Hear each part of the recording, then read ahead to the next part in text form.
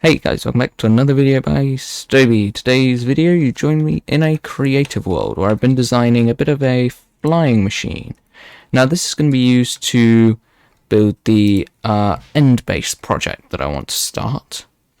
And I want to get rid of all the end stone in the main end island. And I think the best way to do that is to use TNT Duper flying machines. So I've designed this thing here. It combines a flying machine that I found on the internet, a duper that I found on the internet, with a very common flying machine design. And then we've just got some bouncing systems here and here. This one is toggleable, so you can just literally flick this lever. The only problem with this TNT duper design is that it only works when the flying machine is flying backwards. That's just how this particular duper works. And so you can see as it comes back, the TNT is duped. And we've got loads and loads of TNT. And now I am just going to toggle it off like this.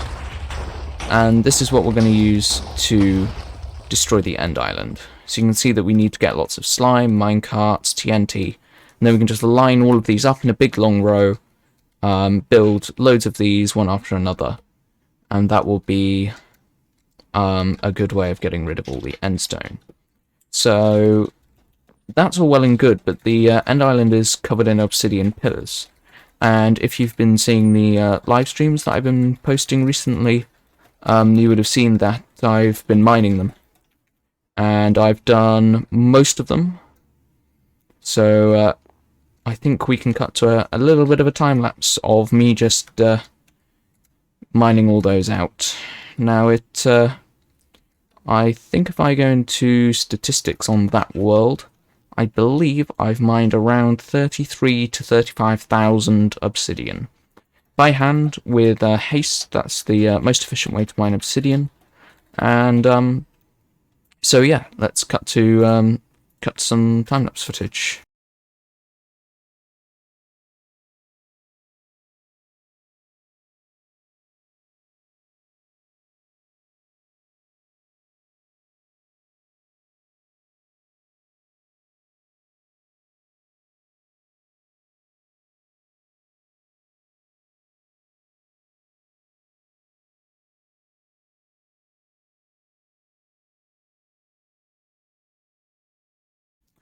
Okay, so we're back from mining the obsidian pillars. I have done all but one, so that's insane. And that means that by the end I will have mined, we look in statistics, I will have mined 40,000 obsidian by the end.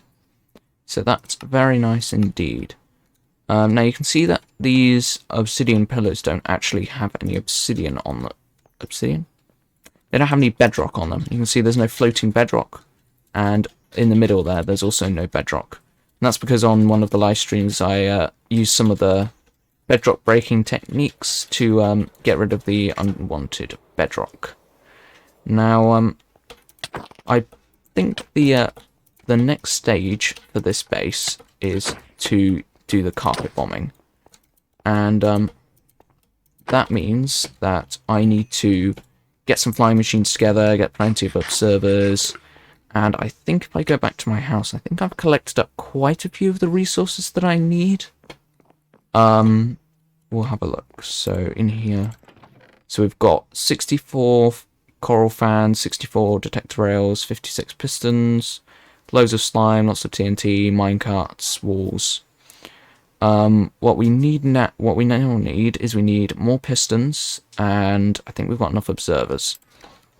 So I think that's kind of the next stage, and I think I'll be back once I've set up one or two of the machines in the end, and we can start the carpet bombing this episode. Obviously there's no way we'll be able to finish it because of how much endstone there is and how long it takes for it to bomb out. So yeah, that's what we're going to be doing next.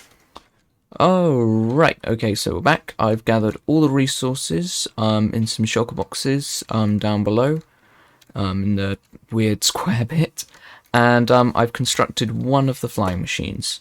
So what we've got here is we've got the module starter bit, This is also the locking mechanism to stop it from continuing to bounce. That's just a simple bouncing mechanism, and this is the main flying machine here.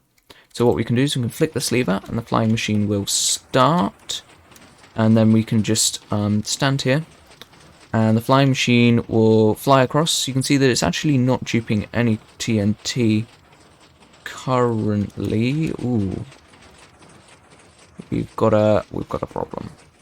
We are missing one of these coral fans just below that TNT, which means this one on this side won't dupe, but that's okay because this one on this side will, so we can watch that one instead. So as we approach the bouncing mechanism, you can see that it's just simply some observers. So what happens is the flying machine will come in, the observers will see that, power this lamp, which will power the observers at the top and make it fly back in the opposite direction. The dropper here is acting as a stopper, so it stops it from continuing to fly into the void, which is obviously very helpful. So you can see here that that's worked, and now we can see that the TNT is dropping down. So this is what we're going to use to carpet bomb the entire of the end. This appears to be working quite well at this height. I was wondering whether it was the correct height to use, and it does seem to be. I'm not sure how low it can go before the TNT is just exploding in midair, but oh, yeah, it's a bit dangerous, these flying machines. But because we left this lever on here, that's going to mean that this flying machine is going to come in and just stop, which is exactly what we need. So I'm just going to wait for it to come back and dock properly, and I think we will end the episode there. So yeah, it was a pretty eventful episode, I suppose. We dug out all of this. We've got one left. That one I just... oh, I'm so bored of mining obsidian. But yeah, so we mined out all of this and we've developed this. So over the next week, what I'm going to do is I'm just going to build lots of copies of these all the way across, further back, right into the corner, so we can get rid of all of the end stone, because you can see that this didn't quite cover everything. And we're also going to make sure have a master switch to turn it all on and off, because these modules are not quite tileable, so they can't just be put next to each other and they'll just work. They do need an extra line of redstone, but that's not too much of a problem. So yeah, thank you guys for watching. If you enjoyed, make sure you like, subscribe, and hit the bell to be notified of our next video. Bye!